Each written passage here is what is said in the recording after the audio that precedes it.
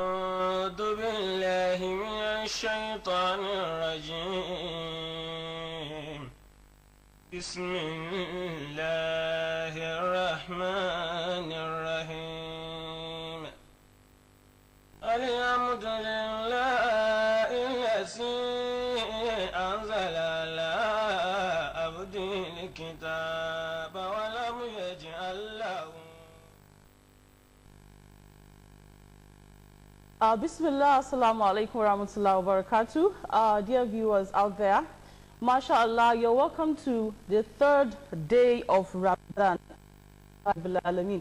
It's already the third day of Ramadan, 1438 after Hijrah of the Holy Prophet Muhammad sallallahu alaihi wasallam. May the peace and blessing of Allah subhanahu wa ta'ala be upon him. Mashallah, I hope we are making very good and adequate use of this month. Don't take advantage of the fact that Ramadan has just started and then you want to lazy around a little. You can reserve some of your strength for the last 10 days of Ramadan, mashallah, when we start searching for the night of power, that is Laylatul Qadr. But that does not mean that you should just let this new few days waste away. You have to make adequate use of Ramadan from the first day, inshallah, to the last day. Mashallah, so may Allah bless us to be among those who would witness this blessed and holy month from the beginning to the end. You're watching al-ikhlas feed Ramadan, your live phone-in interactive Ramadan diet this Ramadan, live from ITV. I am Medina Fagbun, your host. We'll be right back shortly after this break. Don't go away.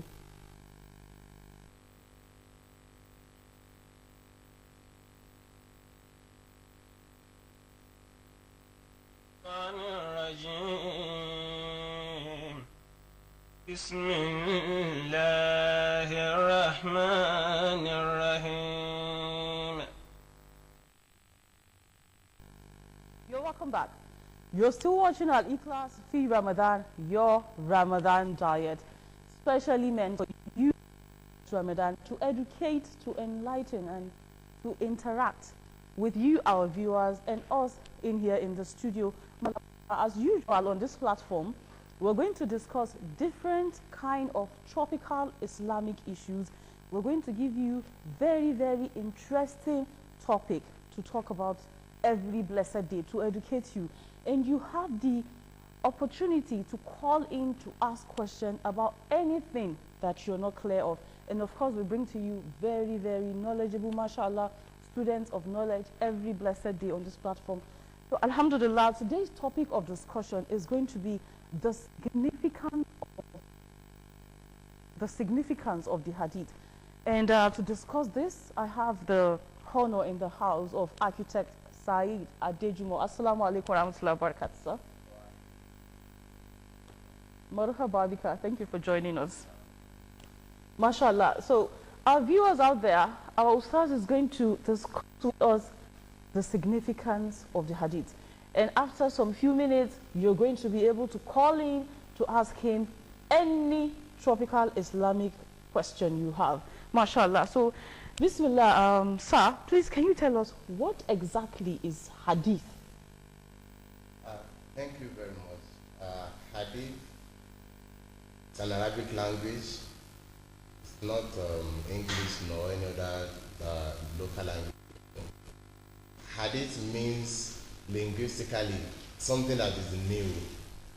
But when we talk on the pillars of Islam, it technically means what has been linked to the Rasul, what has been linked to the messenger of Islam, Muhammad sallallahu alaihi wasallam, in terms of his actions, in terms of his speeches, and in terms of that which he witnessed people do and he kept quiet. That is silence approval.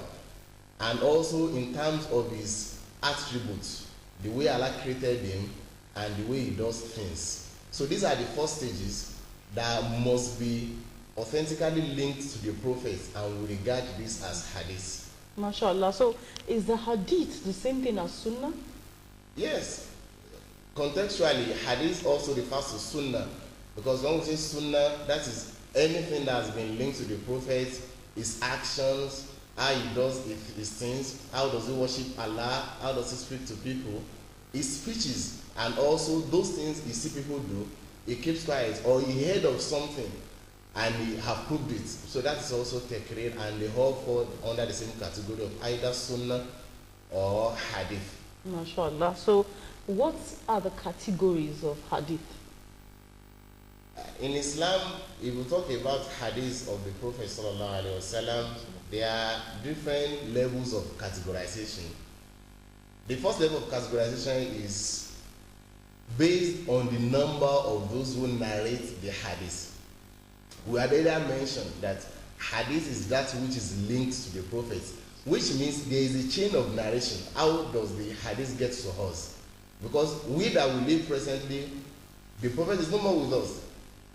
Generations have come over generations. Just like you mentioned that we're in 1438 years from the period of migration. And we still substantiate our Islamic activities by hadith of the Prophet, which means there has been chain of narration. So if you want to categorize, categorization is the number of those who narrate it. So that is first level of categorization, and this one has two phases.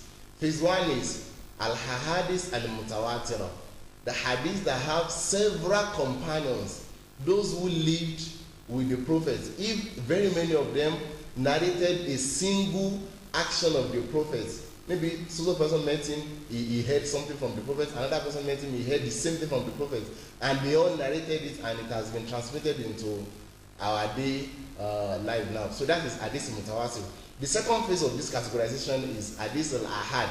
Maybe just one single companion heard it from Rasulullah sallallahu alaihi wasallam. The second phase of categorization is based on the level of acceptability of the hadith. Because anybody can also stand up tomorrow and say, I heard so from the Prophet, so thing was narrated from the Prophet. So the scholars of Islam had toiled over generations to painstakingly look at what is it that is narrated from the Prophet and which one is acceptable and which one can be rejected. So based on the level of acceptability, hadith is also divided into two. The first one is hadith is sahih, the one that is acceptable, or hadith on hasan. Despite this sahih and hasan, they have several other facets and subsets.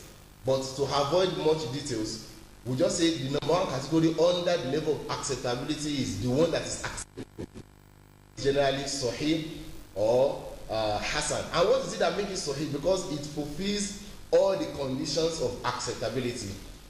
The second one is the hadith that is mardud, the one that cannot be accepted. It can't be accepted as that which has been linked to the Prophet. Just like if you have authority of different fields of study today, if you want to say so person said this, it must be linked to him. So anything that does not fulfill the condition of acceptability will be regarded as rejected. And rejected hadith can either be da'if, it can either be mawdu'. Da'if is that which is entirely weak and it does not fulfill any of the conditions of acceptability. Or mawdu', or someone just sat down, or one malam, or one sheikh just say, some thing happened to the Prophet, and the Prophet said this for him to fulfill his desires, and maybe for him to call people to his right, or what have you. So these are things that are just fabricated, and they do not have anything to do with Islam. MashaAllah. So can the practice of Islam survive without the hadith of the Prophet? As if one would say a human being will survive without his head on him or without his brain on his head. Islam as a religion is independent.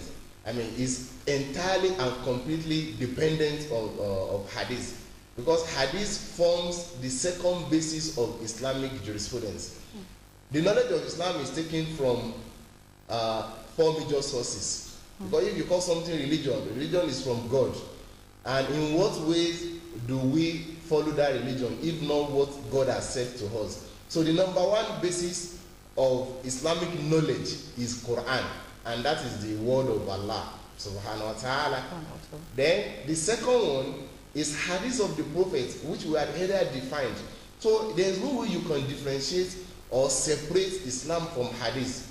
Hadith is fully Islam on its own, because it is hadith that will come to explain the Quran to us. For example, now we are fasting. Allah mentioned in the Quran, which is the first basis of Islamic knowledge, that Shahr Ramadan alladhi unzila fihi al-Quran kutiba alaykumus siyam, that we have made it mandatory on you Muslim that every 9th month of Hijrah calendar you must observe fasting.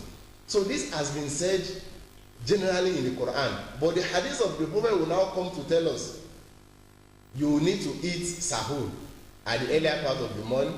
You finish your fasting when the sun sets. You don't do this while you are fasting. You don't engage in calumny. You don't engage in backbiting. You don't commit any vices. You don't engage in any mischievous acts while fasting, because these are the things that can invalidate or officiate your fasting.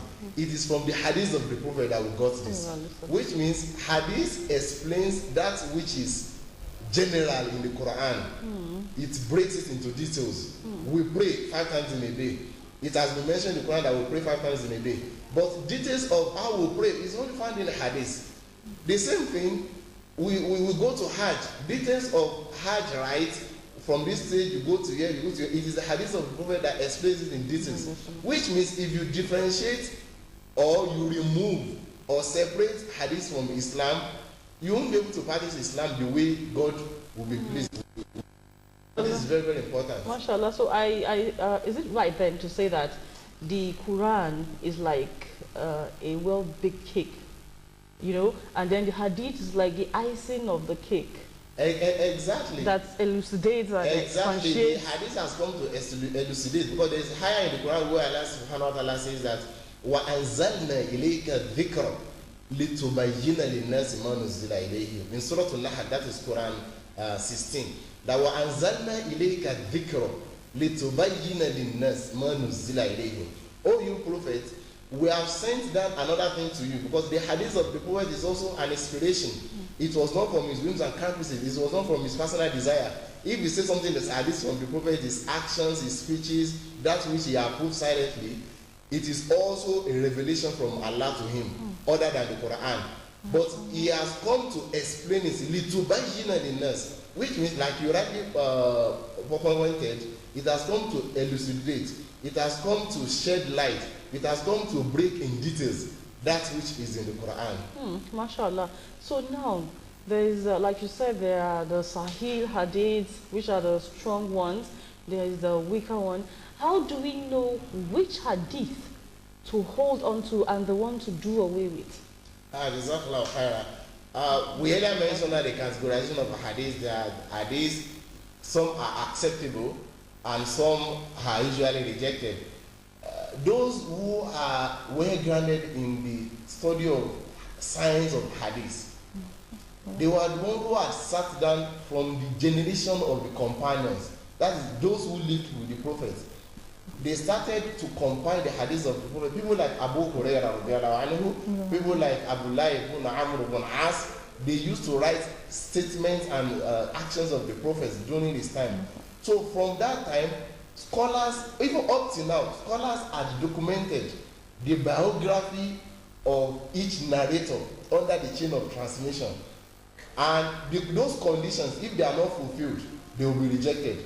The condition is each of the narrator must have Islamic commitment, and he must be reliable, must be a religious person, must be someone that has retentive memory, must be someone that does not know of any questionable manners. He must fulfill all these conditions, and scholars have really documented all this. But now today, if you want to look at which book do I read in which I will be reliably certain that the hadith is authentic and is acceptable, among the common book are Sahih Bukhari. The entire nation of Islamic world, we have had the consensus, unanimously agreed that Sahih Bukhari is a book that contains very, very authentic hadith. After Sahih Bukhari, we talk of Sahih Muslim. It's also a compilation of the hadith of the Prophet that you can feel comfortable that which you read in it can be traced to the Prophet sallallahu alaihi wasallam. Other ones that the Musnad Imam Ahmad, Musnad Abi Dawud, Sunan Tirmidhi, Sunan Nasa'i, and other books of compilation of hadith. So may Allah SWT bless all our scholars who have worked extensively in this regard. MashaAllah, it must be very hectic from 1400 years ago up to now, 1438. It's not easy at all. May Allah bless them. Jazakumullah khairan. Now, our viewers at home, the line is open. You can start to call in from now. The number to call is 080-9817-5989. The number is on our screen, 080-9987-1989. You can start calling in from now if you have any question to ask our guest in the house. MashaAllah. Now, there's this new trend. Everybody is going digital. So now most people, they read Quran from their laptops, from their iPads, from their phones. Now, the hadiths that we get from applications, from internet, can we actually rely on them? If you read any hadith through any means, either in text, on phones, or any sources of knowledge, if you want to know that the hadith is authentic, it must be stated under it that akhrajahu Bukhari. This hadith has been compiled by Imam Bukhari. If you want to go further, you go inside that Bukhari, who narrated this, from whom did he also collect it, from whom did he also collect it, till it will be linked to the Prophet. And if you want to go further for knowledge or academic purpose, you can now start reading the biography of each of the narrator. So which means there is no hadith unlike the Quran. You can just read any verse of the Quran through any means. But if you read any hadith either in text or on phone, make sure that you see underneath that narrated by Muslim, narrated by Bukhari, authenticated by Albani, authenticated by so renowned Islamic and well-grounded scholar. Okay. Stop picking calls. Hello? Hello? Hello, assalamu alaikum. Wa alaikum salam. Who is on the line? Wa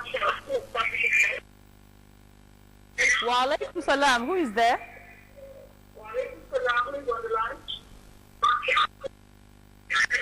Hello? Okay. All right. So now, I believe by the time we deviate a little bit, you know, maybe some people just maybe fall into the hands of a weaker hadith. I believe that is where bid'ah comes in, right? Yeah. So how can we avoid falling into bid'ah, you know, trying to follow the hadith and then you just end up... Yeah, you know, as a Muslim, we should just be free-minded. We should not addict to so person I heard from so person. Because our great scholars also, people like Imam Shafi, Imam Malik, they made us realize that if I say anything and it contradicts an authentic hadith of the Prophet, please leave my saying and follow that which has been authentically established. Yeah. Which means anyone who sees something that is not over the years. Sorry, let's pick this call. Hello? Assalamu alaikum. Wa alaikum salam. Who is on the line? Yes. This is Kudirat on the line. Okay, Kudirat, go ahead.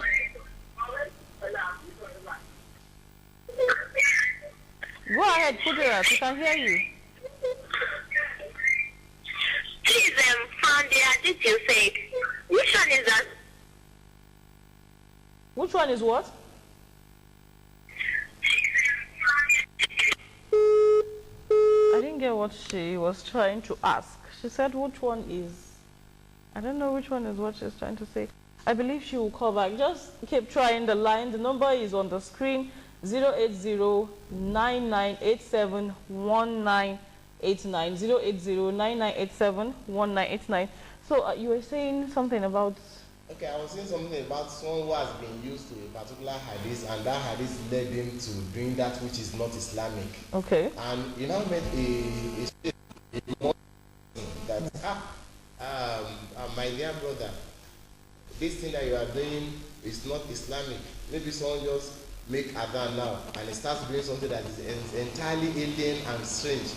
Another person calls it attention that it has been narrated from the Prophet that when you do this, this is what you get.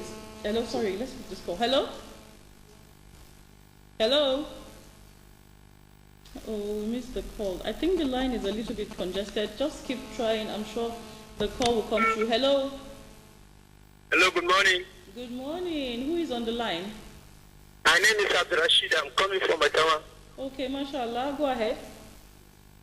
The question I want to ask is not about Hadith. Okay, go ahead.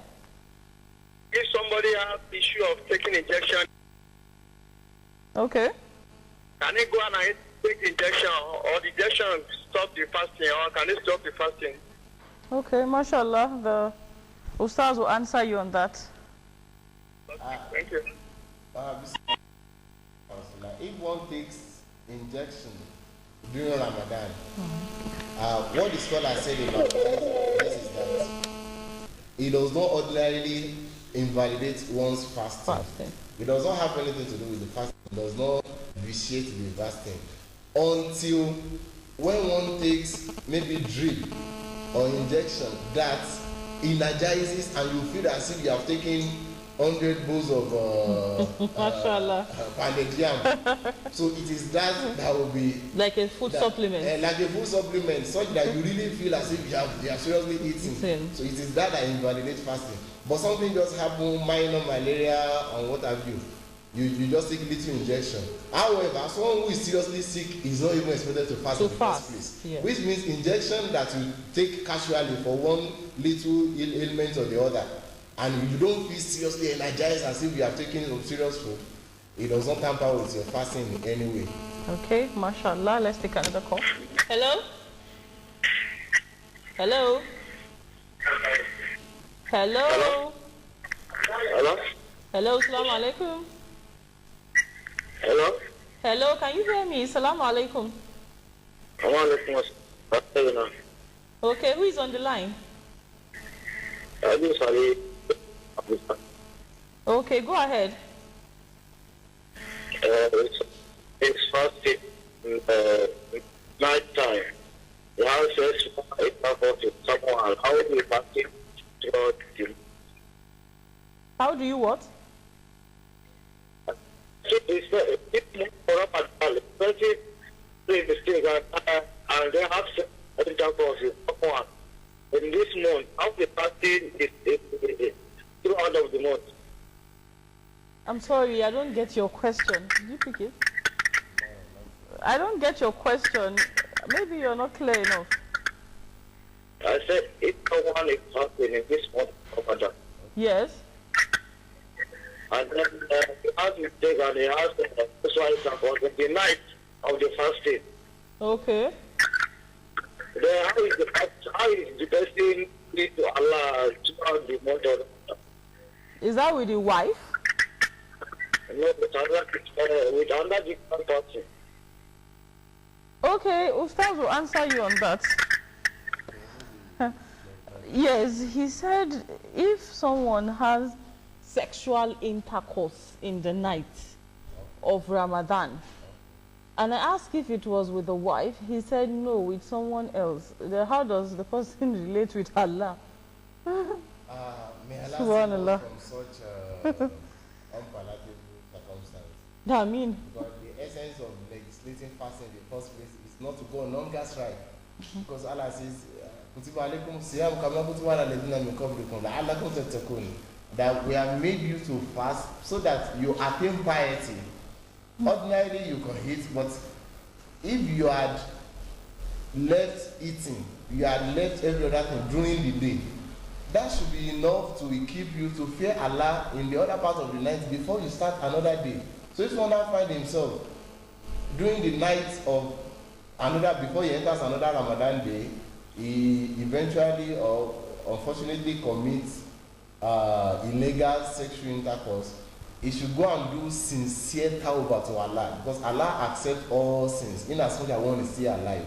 Allah accepts our repentance in as much as we are still alive, and you are very sincere about your repentance, you are remorseful about it, and you are determined that you will not go back to it. So Allah will forgive the person.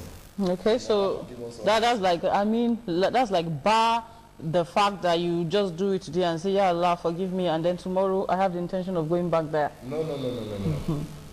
MashaAllah. So, please, I hope you are clear. Hello? Wa alaikum salam. Who is on the line? Yeah. Okay. Go ahead. Yeah. Well, actually, I have some questions. Go ahead. Firstly, on the issue of the hadith that has to do with fasting. Firstly, a lot of people are thinking that delaying the breaking fast is better, while there are a lot of people that are saying to hasten breaking fast and delay as a whole is for them better. Can you, on the Ustaz, explain more on that spoken? Okay, I'm sure he will do that. Okay, Mashallah. Okay. Then hello? Okay, go ahead. Then hello. I think for me, just a little advice for the callers that some of them are deviating from the same question that has to do with the topic of today. I think it would have been better if they ask question concerning the issue of the Ramadan or the fasting, because of the fact that this is a topic and tomorrow someone can ask that or text his message on the number. All right. Jazakallah khairan. Thank you for calling.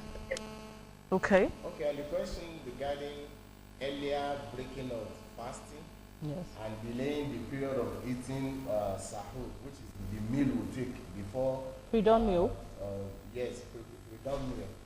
Well, you know, Allah SWT says in the Quran that He intends His for us in the Quran through fasting, and He does not intend any difficulty.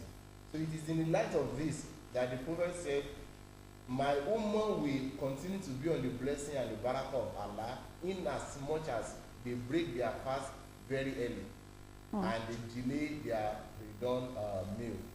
But breaking the fast very early does not mean the sun will not have set. It means you should not continue to delay that. After all, if I don't break my fast until 8 p.m., I will have additional reward. There's no additional reward. The book in which it is written that your fasting will be closed immediately the sun sets. So it's better you quickly eat. So that you don't continue starving. So it's no use. It's of no use. The same thing, you don't Mashallah. say, so that I will have additional reward. Let me eat my pre-dawn meal 1 a.m. So that at least they will have started writing for me. They won't start writing for you that you are fasting until when the dawn set and appearance of Fajr. But this one should not also go extra mile by breaking fast before sunset or delaying sahur till around when the Fajr has already appeared. So okay. I mean, okay, on that note, can you quickly expatiate a little, because there's this hadith of the Holy Prophet ﷺ when he said that when you hear the son, the Bilal calling Salat, that you should not stop eating your sahur by then. Yes. You know, so specifically, is it the moment they call Fajr prayer will stop eating? Okay. Or if you are eating at that time, you should just stop eating, or you should just finish? That hadith refers to the first adhan. Usually when they make the first adhan, then the second adhan marks appearance of Fajr, at which you can't eat again. So some mosques, they pray, they call their second adhan maybe around 5 minutes to 5. But you should know which, because some mosques they might not be well aware of the real time. So you should just be more cautious. Maybe as early as 4:45, you have stopped eating. 20 minutes to 5, you don't eat anything again. Okay. So that one will be sure that he's not eating at the wrong time. Okay, mashallah. I hope we have been able to educate each other and enlighten each other today. Our special guest in the house today have been architect Saeed Adejumo. Jazakumullah khairan, sir. Thank you very much for joining us. My name is Medina Asfago, and you've been watching Al-Ikhlas fi Ramadan, your Ramadan diet. Now you can join me again tomorrow, same time, 9:30 a.m. live from ITV. But for today, Assalamu alaikum wa rahmatullahi wa barakatuh.